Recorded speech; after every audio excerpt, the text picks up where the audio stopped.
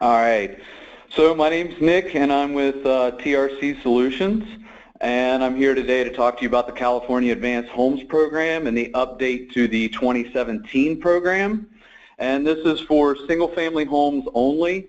Multifamily homes, we're currently in the development of the program. We'll have some details about that towards the end of the year, hopefully. So for now, this is just single-family homes that will be permitted to the 2016 code. So at TRC, we are responsible for, we are helping to develop the program for the statewide California Advanced Homes, and we are the implementer for the Pacific Gas and Electric territory. And the program is funded by the California utility customers, and it's administered by PG&E through the California Public Utilities Commission. Next slide. So just a quick overview of what I'll be covering today. Program updates and overview. I'll be talking about the energy design rating, the splitting of the program between coastal and inland climate zones, and then the part everybody wants to hear about, the program kickers, program eligibility and incentives, and implementation details. Next slide. So the program overview, the program is in support of the CPUC's goals, and we are supporting the 2020 net zero energy goal for the new residential construction in the state of California. We offer financial incentives for design and design assistance to facilitate energy efficient construction. And as I said, the program is funded through the CPUC, and the program may be revised at any time at their discretion. Next slide. So overview of the updates to the program. The important thing will be operating under the same structure as the 2013 code cycle. So while you're learning the new code, you won't have to learn any new processes with us as far as the application goes or the actual structure of the program. We're moving towards supporting more of the zero net energy as defined by Title 24 and the CEC's goals. We're switching from the CAP score to the energy design rating, which I'll get into that a little bit more in a moment. We're using different entry scores for coastal and inland climates. And we're updating the kicker options, and as I said before, this is applicable to all 2016 code permitted homes. So those are any homes that you're applying for permits after January 1st of 2017. Next slide.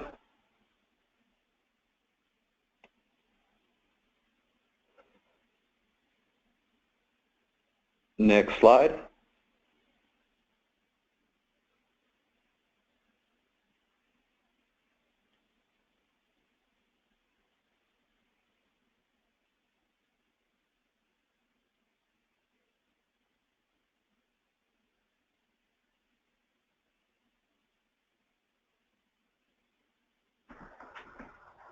We're working on it, Nick. Has it updated yet for you?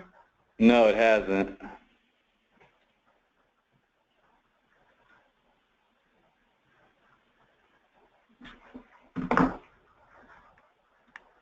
How about now? There it is.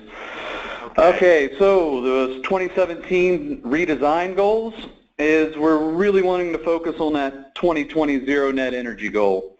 And being an efficiency program, we focus on efficiency first, and then we offer kickers on top of the efficiency. But you have to meet our efficiency standards first before we take any sort of generation into account.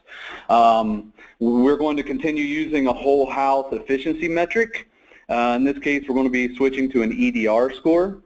And we're going to emphasize and support challenging measures such as high-performance attics, high-performance walls. We're going to start including non-regulated loads, home energy management systems, Energy Star white goods, and we're going to incentivize 100% LED lighting. And we're going to award best practices like the Department of Energy, Zero Net Energy Ready Homes, and balanced ventilation. And as I said before, we're maintaining conceptual design with the 2013 program to make it easier on participants, so you just have to learn the new code. Our actual process is going to stay all the same. Next slide. So with the switch from CAP score to EDR score, the analogy I like to use for this is it's like switching between Fahrenheit and Celsius. We're still measuring the same thing, we're just using a different scale to measure it. The scores are the same. It's a whole home energy design score.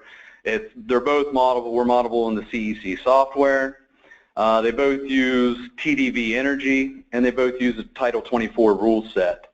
The difference is the reference home, and one of the reason we made this switch is the EDR score is what the CEC is using to determine zero net energy, and it also more closely aligns with the national ResNet HERS score, which is something that the industry had been asking for.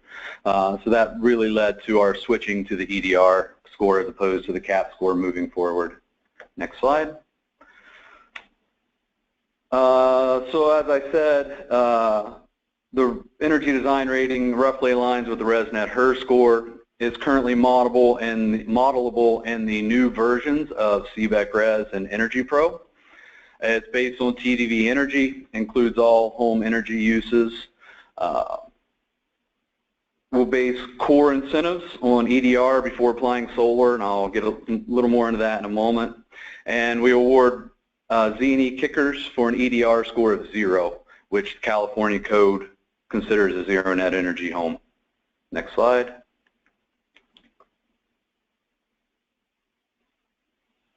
So we're splitting the program into 2 groups. We're calling them the coastal and inland group, or you could think of these as primarily heating or primarily cooling groups.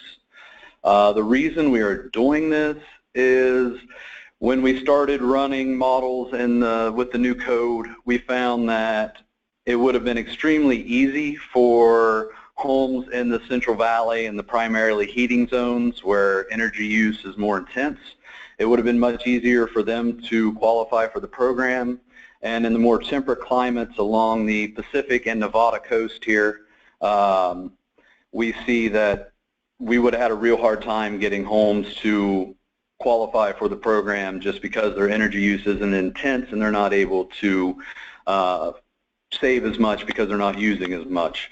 So with that being said, we split it into 2 groups based on climate zone. Next slide. So here's what everybody's really interested in. This is the incentive portion. So we're having 4 types of kickers. We're having zero net energy kickers, performance embedded kickers that will help your EDR score, bonus cash kickers, and then we have hybrid kickers that are kind of a mixture of performance embedded EDR bonuses and a cash kicker on top. Next slide. So these are the program kickers for next year. The first 2 listed are our zero net energy kickers. So this program is an efficiency program, so we want to look at efficiency first before we look at any generation. So for either one of these kickers, your model has to qualify for the program before any solar is taken into account. The good thing is that the current software gives you 2 EDR scores. It gives you an EDR score with solar applied and without solar applied. So the first kicker here of $1,000 is for a zero net energy home. So that means that the home, when modeled, shows an EDR score eligible for the program before solar is applied. And when the solar is applied, that EDR score drops to 0, which is qualified as a zero net energy home. And for that, we'll give you a $1,000 kicker. So if we're just designed for zero net energy ready, which is the same entry point, so you still have to qualify for the program before solar is applied. And in this case, it would be where solar is not installed on the home, but the solar ready zone is there. And when it's modeled with a 3 kW PV system, it reaches an EDR score of 0. So that means it is zero net energy ready, and we will give a $500 kicker for that one. So for high performance attics, high performance walls, and whole house fans, these are our hybrid kickers. So with those, just putting those in your model is going to help your EDR score, which is going to give you a higher base incentive. And then we're going to give cash kickers on top of that, $200 for high performance attics and high performance walls, and $100 for the whole house fan. Strictly cash kickers, we're going to give a $100 cash kicker for balanced indoor air quality ventilation, and we're going to give a $400 cash bonus for certified Department of Energy zero net energy ready homes. And then for the last three listed, these are going to be EDR performance embedded kickers. So for all Energy Star white goods, we'll reduce your EDR score by 2 to 3 points. For a whole energy management system, we'll reduce your score by 1 to 2 points. And for LED lighting, we'll reduce your score up to 1 point, which will lead to a higher base incentive. Next slide. Hey, Nick, if I could just interject quickly with a question. Yes. Are these various kickers additive, so they're not exclusive to each other? A project could accrue several of these kickers? Yes, they can. The only ones that are not are the balanced IAQ and the zero net energy homes, because I can't think off the top of my head the reason why, but the two of those can't be taken together. So that's the only one. Those are the only ones that can't be taken together. So in that case, we would give you the higher of the two kickers. Beyond that, these are all cumulative. Obviously, if you're designing for zero net energy, you're not going to get the zero net energy ready bonus. But beyond that, yes, these are all cumulative and per lot. Thanks for that clarification. If anybody in the audience could just send us a quick chat that they could hear my voice, that'd be much appreciated, because we're having some audio difficulty earlier. Keep you moving forward here, Nick. Great. So we're going to look now at the program basis for the coastal group. So this is the primarily heating group. This is a more temperate climates. So for entry into the program in these climate zones, we require an EDR score of 48, and we require, and at that EDR score of 48, you get an entry incentive, base incentive of $500 per lot. And then for every point you go down between 48 to 44, you get a $200 bonus per point. And then for every point below 44, we'll add on $400 per lot. And then the kickers and the incentives here are just what I covered on the last slide. Next slide is the inland group. So these are the primarily cooling groups, a little more energy intensive. So we require a lower EDR score for entry. So it's a 44 to get into the program, and you get that $500 base incentive. And then for every point down to 40, you'll receive $150 per lot. And then for every point below 40, we'll give an additional $300 per lot. And the incentives, the kickers and the incentives are the same for both climate zones. Next slide. So program implementation detail. This is a slight change to the program this year. The program eligibility is applied at the plan level rather than the project level. So previously, if a project was submitted to us with 4 different plans being used in the project, one of those plans did not qualify, the entire project was disqualified from being allowed into the program. So we're changing that this year, and we're going to a lot-by-lot basis. So that one plan that did not qualify now, we just won't include those lots in the program, but we will include all the other lots that did qualify within that project into the program. So as I mentioned earlier, we are an efficiency program. So you can use the PV offset as part of your compliance in the state of California, but we do not use PV offset as part of our EDR calculation that we use for entry into the program. So as I mentioned, the software will give you 2 EDR scores, an EDR with and without solar, and we are basing all of our entry level on the EDR without solar The only time we look at the EDR with solar is for the 2 zero net energy kickers, and that's the only time that we take that PV offset into account. And as with the CAP program, as it is permit to program, that means that whatever permits you apply for is the program. So if you are applying for permits after January 1st, you will be enrolled in the 2017 program, which is a 2016 code cycle. And if you're applying for permits before then, you will be enrolled in the current 2016 program.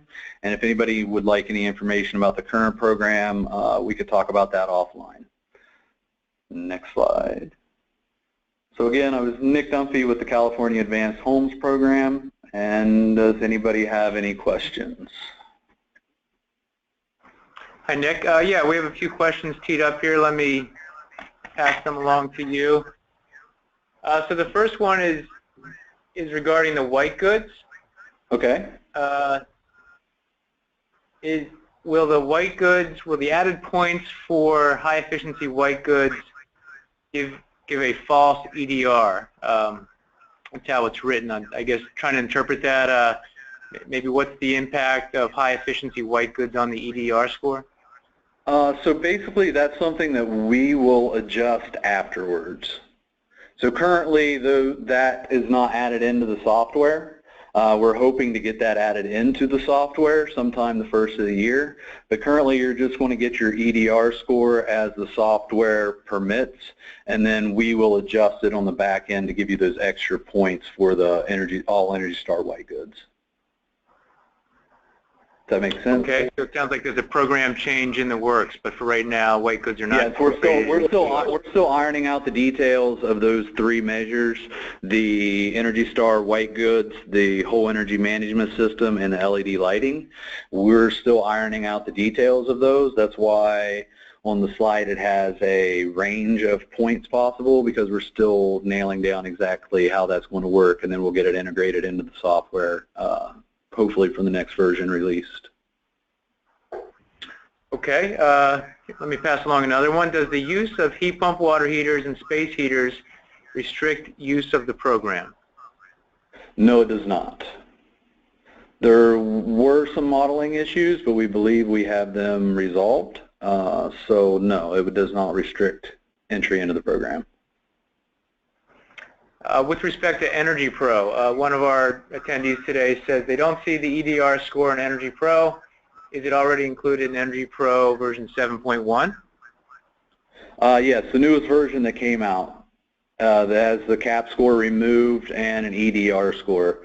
I actually have not used it, to be honest, but I was on the phone with Energy Pro just yesterday discussing it with them, and they assured me that it was that the EDR score is in the most recent version and the CAP score has been removed. Okay. How about sort of a high-level one? Why not just use the HERS score? That is a good question. We have there's some other things that we want to take into account beyond the HERS score.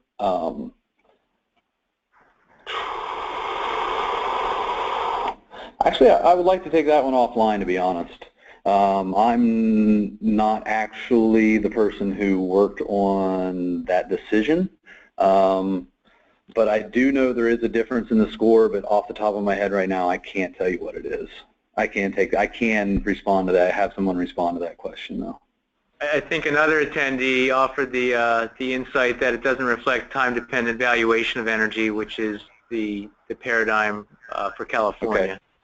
That's kind of what I thought it was, but I'm more familiar with the EDR, and I'm not that familiar with the ResNet HERS, so I wasn't sure if it was TDV or not. So that would have been my guess, but I didn't want to say that because I wasn't positive that was it. Okay. Yeah. So to the person who asked that question, I would advise you to send Nick an email. Yeah. And follow up with him that way for more information.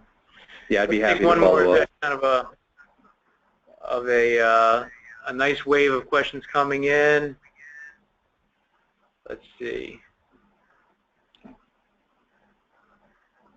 There was one about the separation of the two zones, Nick. The coastal areas use less energy, so why the separation in the higher entry targets as opposed to the valley zone and inland, where you will save more energy and at a lower cost? It's to make the program more fair, because it's easier to get a lower EDR score in areas where the energy use intensity is higher. So because you use more energy, there's more availability for efficiency than there is in the coastal groups. And when we run models, it was just showing us that we couldn't come up with a score across the board that would work across the state. So if we stuck with a straight EDR score, hardly any buildings on the coast would have qualified for the program, and pretty much anything on the inland coast and the Central Valley would have qualified. It's really just to make the program fair for entry regardless of what climate zone you're in. It would have really set people on the coast at a disadvantage. Okay, well, thank you, Nick. And again, sorry for the audio difficulties at the outset, folks. My name is Jamie Lyons. I work with the DOE Zero Energy Ready Home program. I'm joined here today by Sam Rashkin of DOE, the program lead for DOE Zero Energy Ready Homes. So the overview quickly in a nutshell for today was simply to give California building industry partners an overview of both California Advanced Homes program and how that can integrate with the national DOE Zero Energy Ready Home program. So over the remainder of the session here, Sam will take us through a high-level view of the program and zero energy homes, and then I'll spend a little bit of time on the specs for the program. Hey, thank you, Jamie, and welcome everyone. So let's start with the consumer campaign for the Zero Energy Ready Home program, because this really hits a key message we're bringing out to consumers in a way that we hope within the next year you'll see a lot more awareness and interest in all things zero. So let's start with the goals of the campaign, and they're two-pronged. One is to educate consumers on the compelling value of Zero Energy Ready Home. This is a whole different type of opportunity for the home buyer, and it's a challenge to educate them on all the benefits of these kinds of homes. And the second goal is to showcase the Zero Energy Ready Home experience that takes home ownership to a whole new level. It's one thing to understand the value propositions, and it's another to see actual empirical results that speak to a different level of experience. So I want to start first by looking at the supply chain for Zero Energy Ready Home to explain how this campaign works. And so we have a product, the voluntary label for Zero Energy Ready Home. Then we have a distribution network, which involves manufacturers, association, utilities with concomitant interests that can work with us to reach out to the industry. And then there's a sales force, the HERS raters, Building America teams, that are on the front lines working with builders every day to help engage them about this program. Then the core customers, the ones who actually take our program and put it into action, are the builders, developers, affordable housing providers, the military housing organizations. All those groups are our core customers. And the end customer is a home buyer who gets to live in these homes. And lastly, the transaction process involves realtors, appraisers, lenders, insurers, who have to also be involved and recognize the value of Zero Energy Ready Homes. So this is our complete supply chain. And what we're looking to do is effectively initiate a campaign with our distribution network that reaches out to consumers to, again, be educated and to understand the complete change in the experience based on precedents of seeing actual homes. So this is what we're trying to do. And so let's just take a quick review of our product. And our product, the Zero Energy Ready Home label, is really one that delivers 6 complete systems. So even a minimum code home already has an advanced enclosure. What we're going to do is look at the forward-looking next generation code cycle and build to that with an optimized enclosure system. Then we're going to have a complete water protection system from top to bottom that looks at every key area for providing details of flashing and protection against water leakage. And then we have an optimized comfort system that is both professionally installed and high efficient. Then we have complete indoor air quality system that manages the source of contaminants, dilutes any residual contaminants, and in the end also provides filtration to capture particulates. And then we have efficient components throughout the house. And last system is we have solar-ready construction to minimize the disruption and cost installing solar in the future if it's not provided when the house is built. So those are 6 key systems with every home. And it's a home to the power of zero. And an easy way to find this complete package is with a label from the U.S. Department of Energy, the Zero Energy Ready Home label. So that's the product. So the challenge is, what's the core message for engaging consumers? This is a pretty complicated set of propositions and ingredients that go into each and every home. How do we message this to a consumer? And so I want to talk about our consumer campaign, and really what we're doing is saying we almost have to go through a soul-searching process of basically thinking, what really is our core message? And at the end of the day, there are lots and lots of programs, Green and Energy Star, that all deliver more efficient performance, better comfort, various degrees of health improvements and durability improvements. And so really, what's different about Zero Energy Ready Home? And in thinking deeply about what drives this program, we realized this program is based on the best practices and best recommendations from the leading experts in our nation working with the Building America program. And so in fact, our core is that we're the expert's choice. In addition, we've polled hundreds of experts, raters, researchers, architects, engineers, building science experts, and when we asked them to choose between a code home, an Energy Star home, and a Zero Energy Ready home that are identical, virtually 100% would choose Zero Energy Ready home. So we have extreme confidence this is an incredibly effective way for us to go after consumers. Much like if you had Uncle Max, who is the best car mechanic in the world, and you're about to buy a car, and Uncle Max gave you the solid advice about what's the best choice for you, your confidence is incredibly higher making such a big purchase. Such is the case now with new homes. And let me run you through the storyboard, if you will, for a video that we have on our website. So it starts with the realization that a home is in fact one of the biggest purchases of a lifetime, and the other realization that if you don't get it right during construction, it's often prohibitively expensive to fix it later. And that's why homes are like an overwhelming purchase for consumers. There's so many things that they focus on in terms of floor plan, location, architecture. But when it comes to performance, it's really complicated figuring if you're making the right decision. Well, now you know what the experts would choose. And they would, in fact, effectively would look for 7 must-have systems in each and every home they would want. Leading experts would always insist on an optimized thermal protection system because it meets and exceeds the next generation code. Much like getting the 2020 model car today in 2016, you're getting the 2020 model home today in 2016, making each and every home labeled future ready. Leading experts would always insist on a complete water protection system because it manages potential leak and mold problems, making each and every home moisture ready. Leading experts would always insist on high performance heating and cooling because they ensure both energy efficient equipment and professional installation, making each and every home comfort ready. Leading experts always insist on high efficiency components because typically they provide also improved performance, quality, and durability, making each home tech ready. And leading experts would always choose comprehensive indoor air quality because it includes all the requirements of the U.S. Environmental Protection Agency's Indoor Air Plus program, making each home health ready. And leading experts would always choose solar ready construction because it minimizes the cost and disruption of adding solar in the future, making each house zero ready. And lastly, leading experts would always insist on enhanced quality insurance because it makes sure that your home comes with third-party inspections and testing, diagnostics, and detailed checklists that make your home performance ready.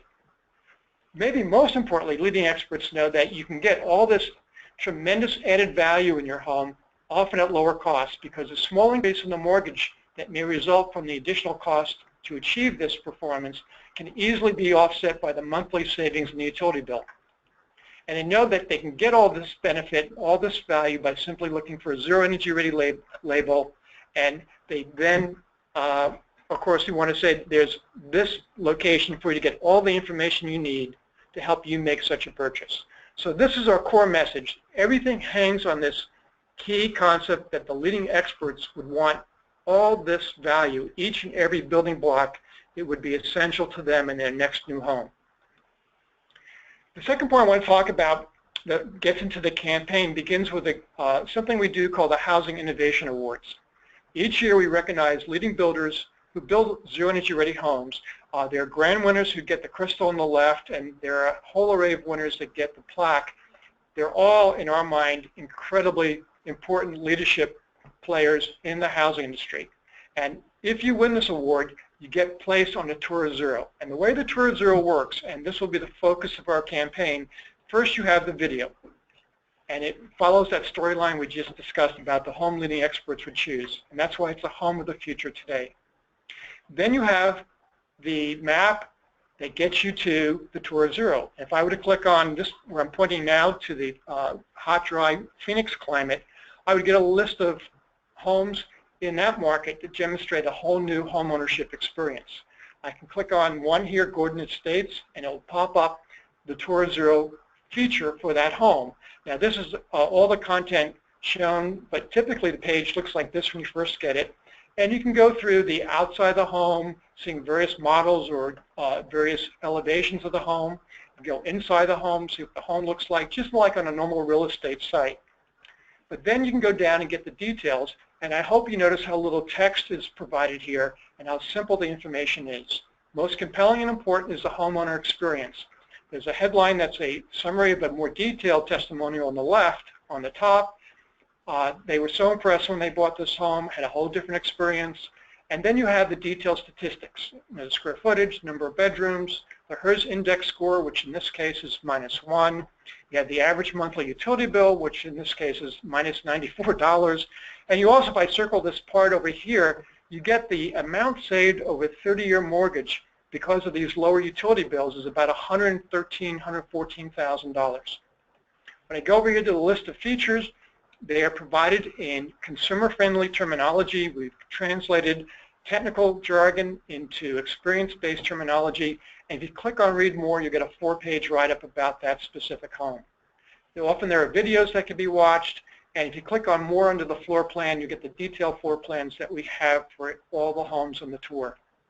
Lastly, if you want to meet the builder and see how you get a home from this particular builder, it will take you to the Zero Energy Ready Home Locator tool page for that builder, which has their accomplishments and how to reach that builder. So the Tour of Zero has home after home after home in each and every region of the country showing a different home ownership experience. And the key for us now is the national campaign to get people to both be educated with the video and to have the experience-based tour of these homes. And we're asking our concomitant interest partners to work with us to inspire American home buyers and homeowners to visit and see the future of housing today with Zero Energy Ready homes. And the key partners that we focus on are manufacturers, associations, utilities, and lenders. And we think there are some compelling interests for all of them. And notice that the tour will go on our partners' websites, and they can invite consumers to go take the tour. Looking at each of these partners, first is manufacturers and associations. Their concomitant interest is that by getting more home buyers interested in Zero Energy Ready homes, there'll be more exposure to the highest performing products that their companies make, and more exposure to the homes where those products are installed properly. Also, those products will be installed as part of complete systems, so their products will lead to a better consumer experience, and they'll be recognized as a leader. For utilities, being a partner adds value because they'll help promote homes that reduce peak load demand, and it'll be a lead-in for other services and new businesses as utilities' business models shift. They'll get more involved with solar energy systems, energy storage systems, advanced controls and diagnostics. So by promoting Zero Energy Ready home, utilities help get their position in for this new business model of the future. And lastly, lenders, by promoting these homes, are promoting homes where there are higher customer satisfaction with homes that they're vested in. And they'll also be vested in homes with lower financial risk and technical risk because the cost of ownership is lower, there's less risk of moisture durability issues, and these homes are positioned to have higher future value. So we have this innovation partnership where we reach out to associations, manufacturers, utilities, and so forth to be leaders with us to reach out to America to experience the home of the future today. Their commitment is to place the tour promotion button that you see up here in the upper right on at least 3 major consumer-facing communications each year. We also invite them to take the consumer video and link to it directly or place a consumer video on their websites as well. So that's our campaign. I'm now going to hand it off to Jamie to walk you through our zero specifications. Very good. Thank you, Sam. And thanks for everybody for sticking with us. We'll roll right into this third and final segment, and then we'll pause and we can pick up any remaining questions at that point. So this is sort of the 10,000-foot view of our program, and Sam alluded to these complete systems a few minutes ago. And they're really the building blocks of the program, these 6 core blocks that you see down on the bottom of the screen.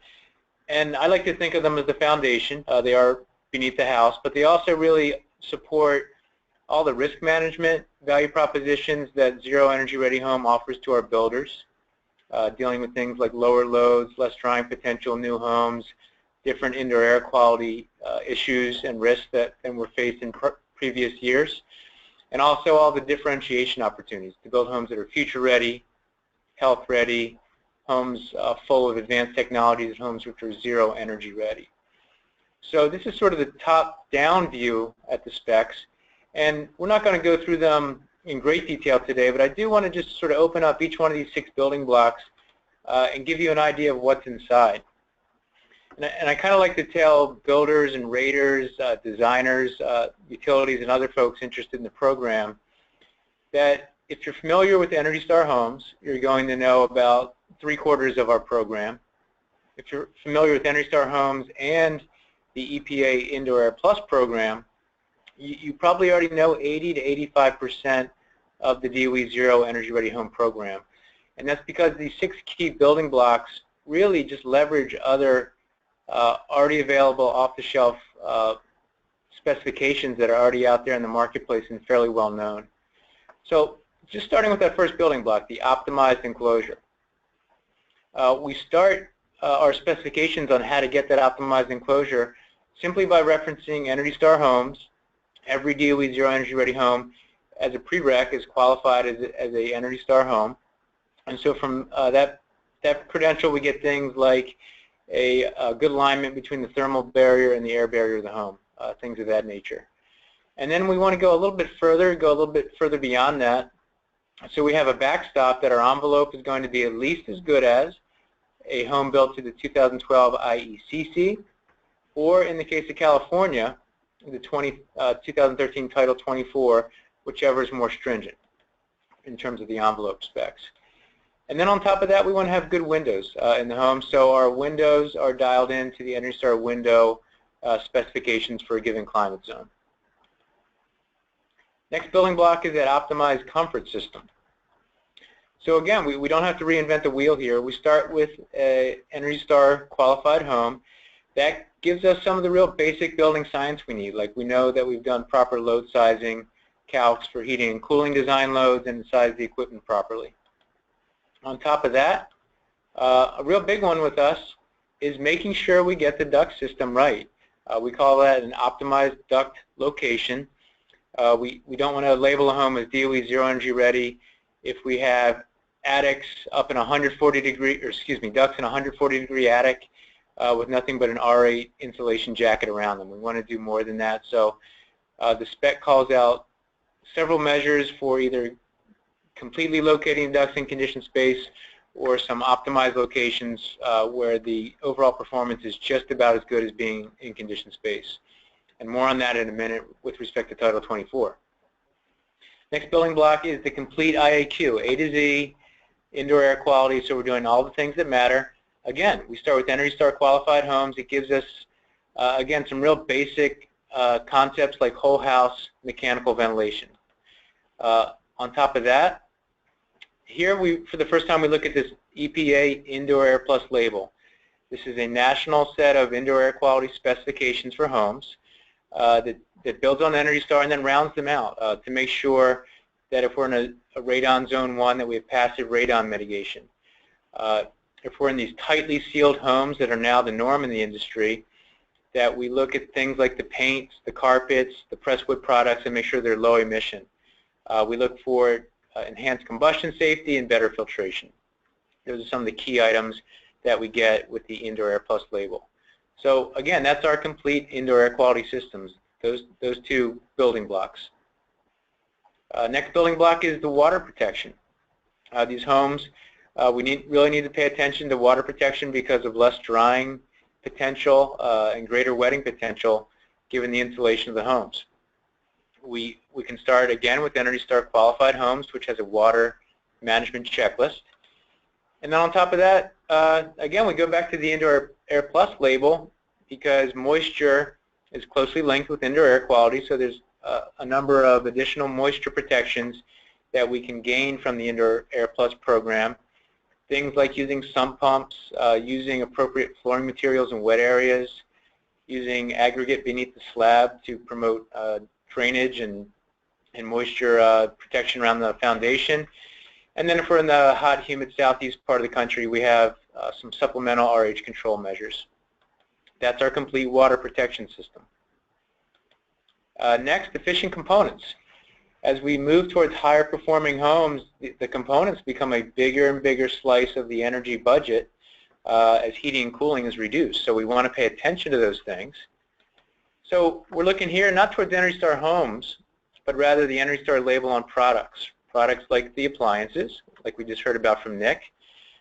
Products like the exhaust fans, where we want to have exhaust fans which are not only high efficacy, they move a lot of air with little power, but I also love that Energy Star labeled exhaust fans are quiet, so the residents are more likely to use them. Energy Star ceiling fans, and our water heating efficiency target is based on an Energy Star qualified water heater.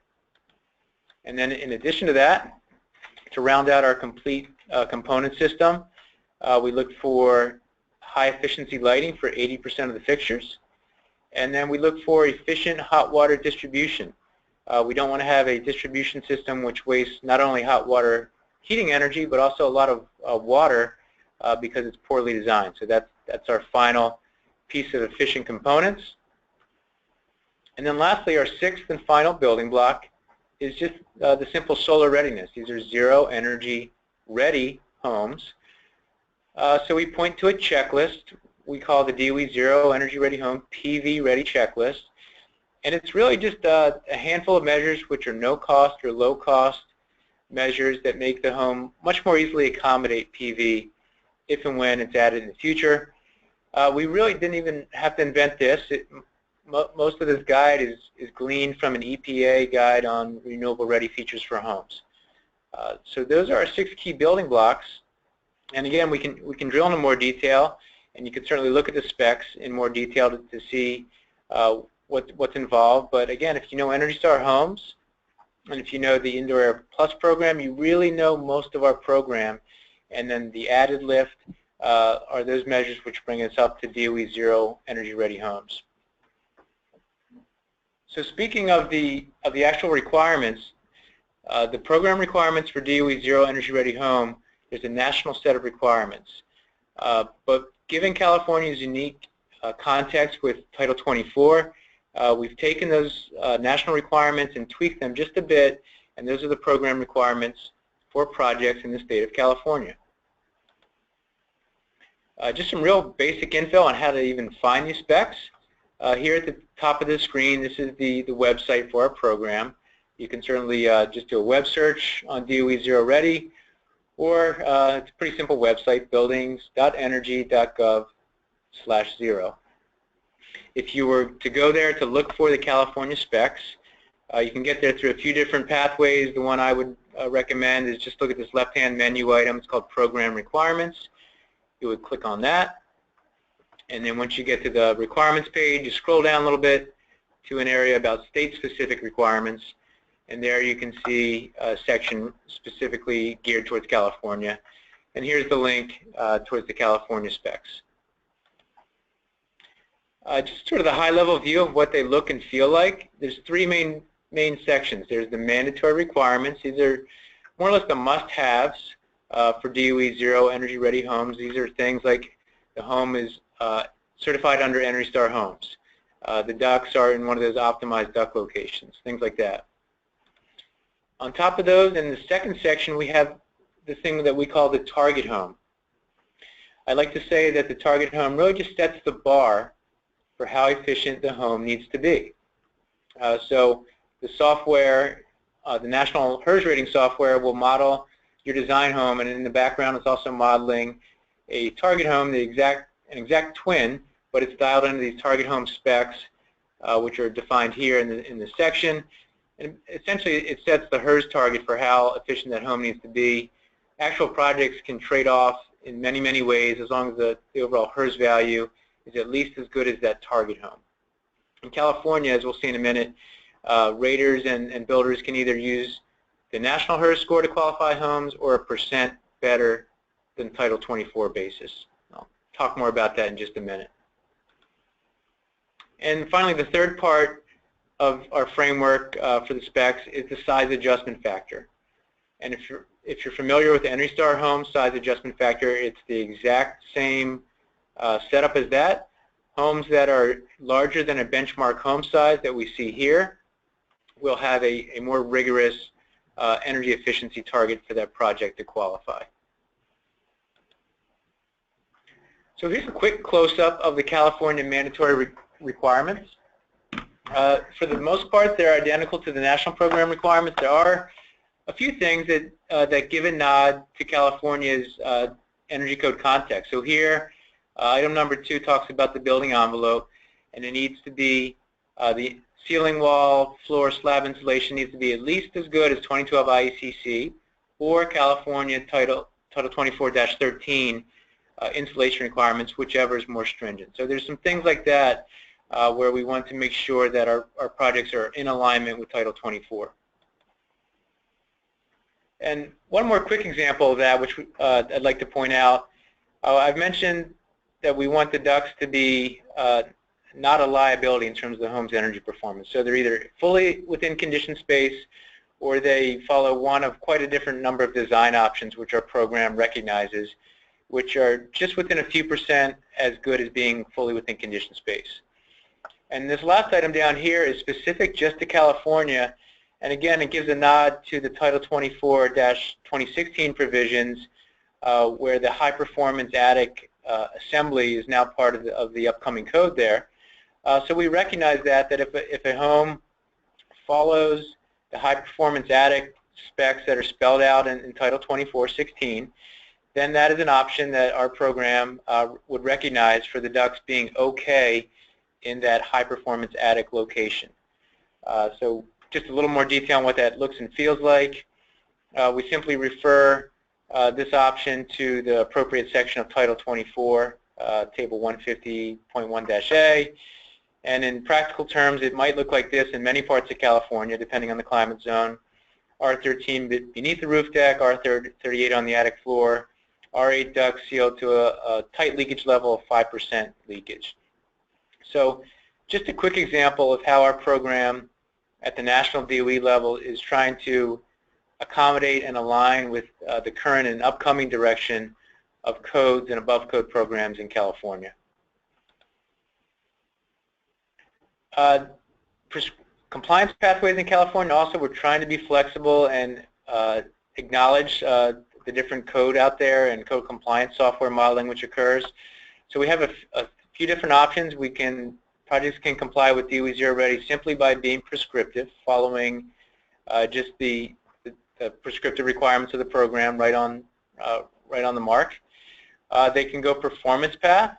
Really, so they're modeling the home as they would anywhere else using National HERS software and still meeting the California mandatory items. We have some builders that do that because they operate within and outside California both, and they're accustomed to using National HERS rating software. As I mentioned earlier, we also have a pathway that uses a percent better than Title 24 compliance basis, and the bar is set at 25% better than Title 24-13.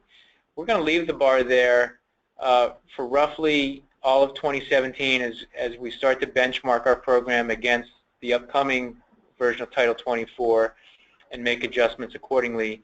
That will happen late in 2017 approximately. So everything that Nick described with the Zero Energy Ready Home kicker within the CAP program should remain just as it is for the entirety of 2017. And finally, there's a third performance path, also using Title 24 compliance, which offers raters some more flexibility involving side-by-side modeling. So wrapping up, just a few quick examples of what projects that qualify for DOE Zero Energy Ready look and feel like within the state of California.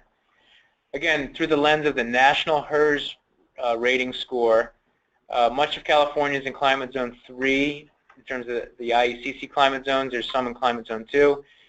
And based on our modeling and benchmarking, the HERS index to qualify, the National HERS index to qualify for the Zero Ready program, it's going to be in the mid to upper 50s, 55, 56. It depends on the project, but that's the general ballpark for HERS scores for qualifying projects. And then here's just a quick example of a project that's been modeled for California Climate Zone 12, which is IECC Zone 3. And here are the basic specs. It's an R38 vented attic, pretty well air sealed, 2.5 ACH 50, pretty good windows, 0.3 U factor, high efficiency gas furnace, 15 SEER AC. The efficiency factor for that water heater is right on par with an Energy Star gas tank water heater. Efficient lighting, Energy Star appliances. Once this was modeled in terms of Title 24 compliance, it ends up being 29% better than the 13 version of Title 24. And just a note down here that the specs shown in this example are the prescriptive minimum. So gives you a look and feel for qualifying for Zero Energy Ready Home within Title 24 compliance. And I should note, this is the energy part. Again, though, we have those mandatory items like the complete indoor air quality, like the moisture protection checklist, things like that, that are also part of the package. A couple quick shots from the tour of Zero that Sam mentioned. Here's a multifamily project that was built out at Spring Lake by Mutual Housing California. Multifamily achieved very high levels of energy performance. This was one of our award-winning projects in the Housing Innovation Awards. The tour of Zero gives you, again, very graphic and some high-level specs on the project, the HERS value, the monthly energy savings bill. Down here, it gives you the net present value of all those savings over the life of a 30-year mortgage.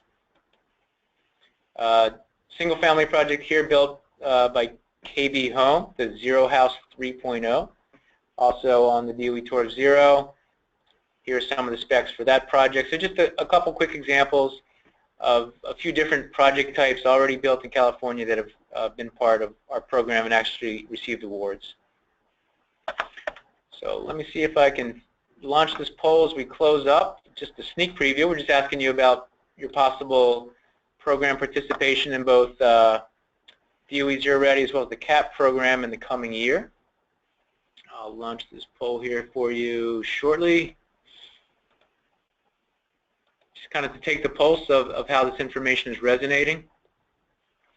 And we'll give you just a minute to respond to that, and then we'll open it up to closing questions, and I think our final slide gives you some program contact information. So at the risk of bungling up the webinar software, I'll just kind of recite to you what the results are looking like. We're seeing 55% or so saying yes, they anticipate participating. About 28% are uncertain, 15% are no. So that's great. That's very heartening to see that kind of interest in two respective programs here. Okay, so let's open up the question box while we give you a second to take a look at the resources, next steps.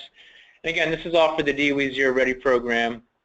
Certainly Nick and TRC are a good conduit into the California Advanced Home program. materials and resources as well.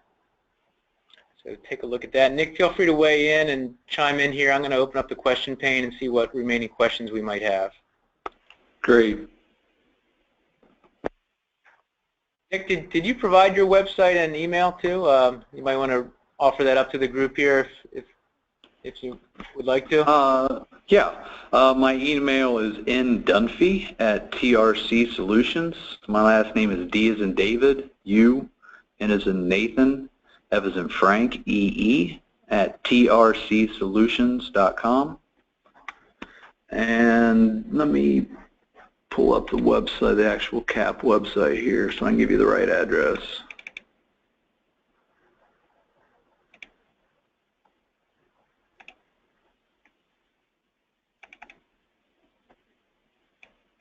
Okay, while you do that, I'll queue up a few questions here. Actually, I got it right now.